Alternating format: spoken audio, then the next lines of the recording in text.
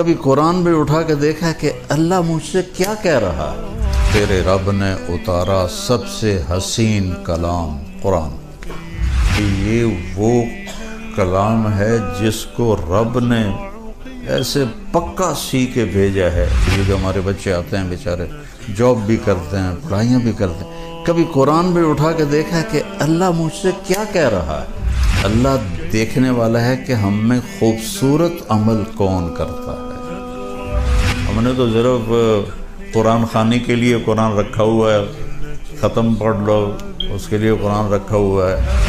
مولوی صاحب بیان کر رہا تھا یوسف علیہ السلام کا قصہ کہ یوسف علیہ السلام کو ان کے بھائیوں نے کنویں میں ڈالا، تو وہ ہمارے ہاں طرز بھی لگاتے ہیں، جب یوسف علیہ السلام انہوں نے بھائیوں نے کنویں چڑھا تے آواز آئی، اگو بھول گیا لَتُنَبِّئَنَّهُمْ بِأَمْرِهِمْ هَٰذَا، تو آواز آئی اور یاد کر رہا ہے، اب یاد آیا نہیں تو کہتا ہے اوے لوگوں مسئلہ سن لو، پھر نہ آکھے جب مولوی نے دسیا نہیں، جب یوسف علیہ السلام انہوں نے بھائیوں نے کھوئے سٹ جاتے آواز آئی، اب پھر بھول گیا، پھر کہتا ہے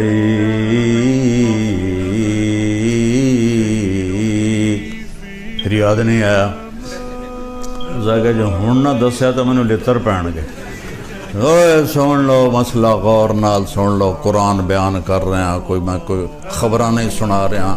جب یوسف علیہ السلام انہوں نے بھائیوں نے کھوئے سڑے تھے آواز آئی کڑم، آواز آئی کڑم، یہ تو قرآن کے ساتھ ہو رہا ہے۔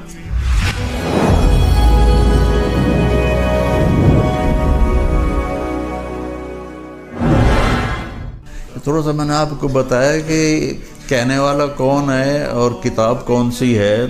ہم نے تو صرف قرآن خوانی کے لیے قرآن رکھا ہوا ہے، ختم پڑھ لو، اس کے لیے قرآن رکھا ہوا ہے، اور ہمارے بیچارے قرآن جیسا مظلوم کم از کم بر صغیر میں تو شاید ہی کہیں ہو، بالکل ان پڑھ خطیب بن کے بیٹھے تقریریں کر رہے ہوتے ہیں۔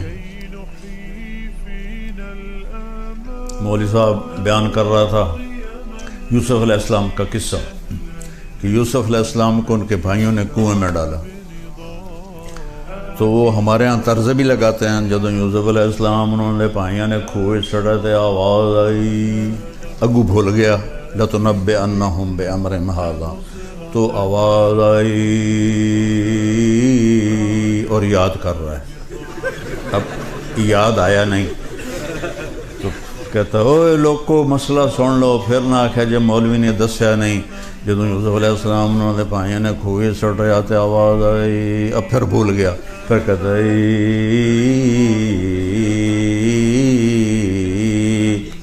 پھر یاد نہیں آیا، کہ جو ہن نہ دسیا تو میں نے لتر پہن گئے، اوے سن لو مسئلہ غور نال سن لو، قرآن بیان کر رہے ہیں، میں کوئی خبراں نہیں سنا رہے ہیں۔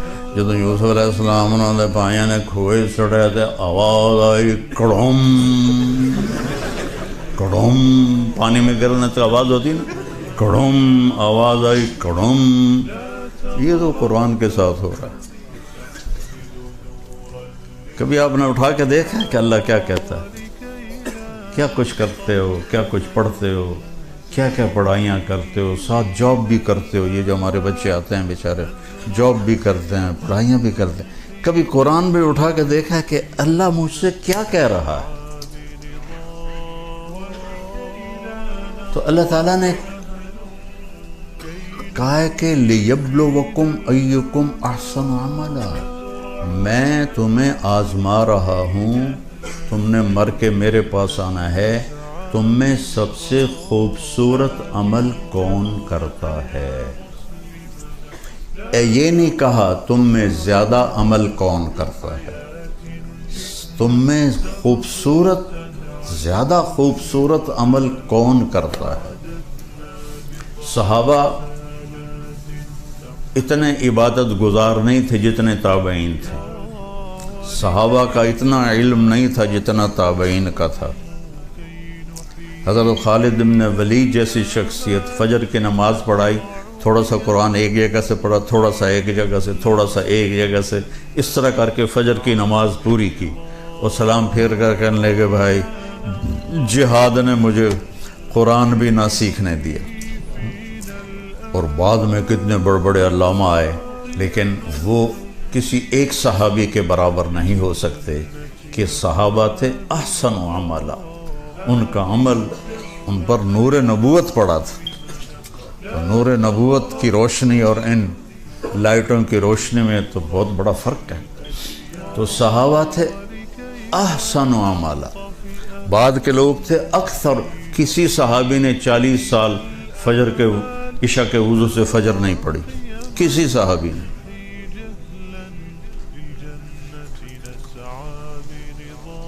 تابعین کتنے ہیں جنہوں نے جو عشاء کے وضو سے فجر کی نمازیں پڑھی۔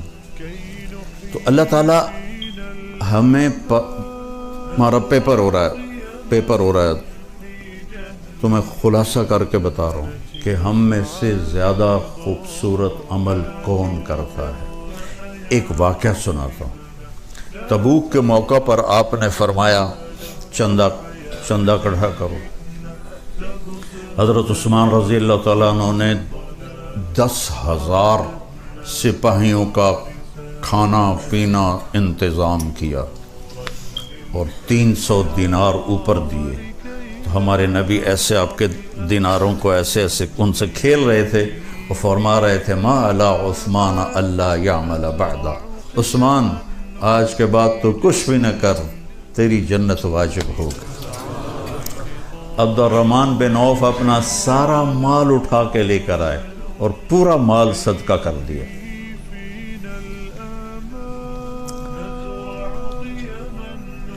ابو بکر سے حضرت عمر رضی اللہ تعالیٰ عنہ کوشش کرتے تھے آگے نکل جاؤں، کہیں تو آگے نکل جاؤں۔ تو اس موقع پر ابو بکر کے گھر میں غربت تھی اور عمر مالدار تھے۔ کہنے گلے بھائی عمر آج جے تو لے گیا، بازی تک لے گیا، پھر تینوں نہیں لبنا ہے موقع۔ انہوں نے کیا کہ اپنے مال کو آدھا کیا اور اٹھا کے مثلا سمجھو اتنا بڑا گٹھا اٹھا کے لائے، اتنا بڑا۔ ابو بکر رضی اللہ تعالیٰ عنہ نے چھوٹی سی گٹھڑی اٹھائی ہوئی اور وہ لے کے آئے۔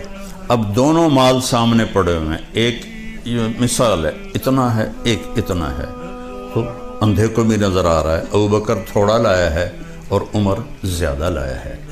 اب اگر سوال میرے نبی یہ کرتے عمر کتنا لائے ہو، ابو بکر کتنا لائے ہو، تو ابو بکر ہار گئے تھے اور عمر جیت گئے تھے۔ اور اللہ اس رسول کو پتہ ہے کہ اصل قصہ کیا ہے، تو آپ نے سوال ہی بدل دیا جو اس موقع کا ہے ہی نہیں، بنتا ہی نہیں۔ عمر پیچھے کیا چھوڑ کے آئے؟ اور کوئی میں مدارس اللہ میرے ذریعے سے چلوا رہا ہے، کوئی ہمیں آ کے چندہ دیتا ہے تو ہم پوچھتے ہیں جی کتنے ہیں؟ یہ پوچھ سکتے ہیں کہ پیچھے اور بینک میں کتنے ہیں؟ اگر یہ پوچھ لیا پیچھے اور کتنے نہ کہ اے ویڈیو میں 2 نمبر ہی کام لگ گیا تو اس میں نے فراڈیے لگ دیو۔ تو آپ دیکھو میرے نبی نے کیا مال کیا، عمر پیچھے کیا چھوڑا ہے۔ حضرت عمر جو پہلے ایسے کھڑے تو نالی اینج ہو گئے، تو ان کو پتہ لگ گیا بھئی میں ہار گیا۔ کہنے لگے جی آدھا چھوڑ کے آیا ہوں، آدھا لے کے آیا ہوں۔ ابو بکر تم کیا پیچھے چھوڑ کے آئے ہو؟ کہا جی ترکت اللہ و رسولہ، میں تو اللہ اس کے رسول کو چھوڑ کے آیا ہوں، باقی سارا لے کے آ گیا ہوں۔ تو عمر کہنے لگے ابو بکر میں تو اس سے آگے نہیں نکل سکتا۔ یہ بات میری واضح ہو گئی کہ اللہ دیکھنے والا ہے کہ ہم میں خوبصورت عمل کون کرتا ہے۔ کثرت بھی مطلوب ہے، لیکن اصل جو وزن پڑنے والا ہے وہ خوبصورتی کا ہے۔ قرآن میں 25 دفعہ احسن کا لفظ آیا ہے، اور خوبصورتی کے لیے ایک لفظ ہے حسن، خوبصورت، ایک ہے حسین، بہت خوبصورت، ایک ہے احسن، سب سے زیادہ خوبصورت۔ تو احسن کا لفظ قرآن میں 25 دفعہ آیا ہے۔ اور ایک آیت میں نے پڑھی تھی لَقَدْ كَانَ لَكُمْ فِي رَسُولِ اللَّهِ أُسْوَةٌ حَسَنَةٌ، آپ یہاں اچھی لائف کے لیے آئے ہیں۔ اتنا ہی پتہ بھائی بھانڈے بھی آپ پہ ہی دھونے پڑیں گے،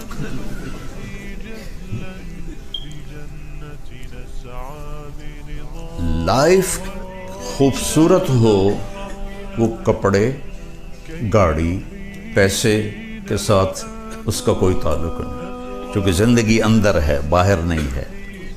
یہاں اندر جب اندھیرا ہوگا تو باہر روشنی نہیں ہوگی۔ 100 بار چمن مہکا 100 بار بہار آئی، دنیا کی وہی رونق دل کی وہی تنہائی۔ زندگی اندر ہے تو میرے نبی نے فرمایا اگر اپنی زندگی خوبصورت بنانا چاہتے ہو تو مالدار ہونا شرط نہیں، سید قریشی ہونا شرط نہیں، انگلینڈ امریکہ میں رہنا شرط نہیں، غریب ہونا شرط نہیں، بادشاہ ہونا شرط نہیں ہے۔ میرے محبوب کی زندگی تمہارے لیے خوبصورت ترین نمونہ ہے۔ اس کے لیے حسن کا لفظ نہیں آیا، حسنہ کا لفظ آیا۔ سبحان اللہ، قرآن بھی کیا شے میرے رب نے اتاری۔ کسی کے چہرے پر تل ہو یہاں تو کتنا خوبصورت ہو جاتا ہے۔